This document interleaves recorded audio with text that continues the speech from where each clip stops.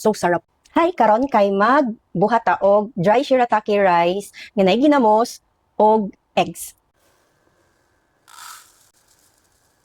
Half cup lang. Kay motubo pa man ni siya, may mo siyang 1 cup inig tubo. Half cup lang sad nga hot water.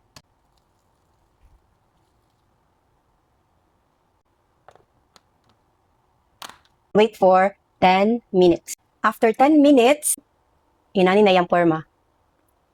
Then, i-add na to ang soft-boiled eggs. Then, fried na ginamos. Inani lang. Tangan na to og pepper. Microwave for 2 minutes. Medium high.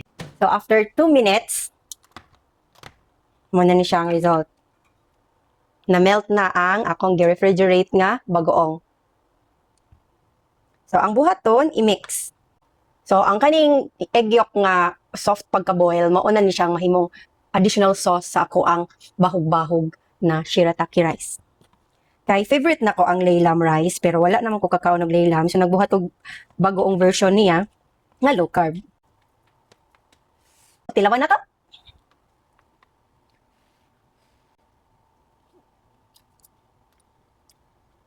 So sarap. Ganahan jud ko og kuan malasaw nga itlog. Creamy kayo.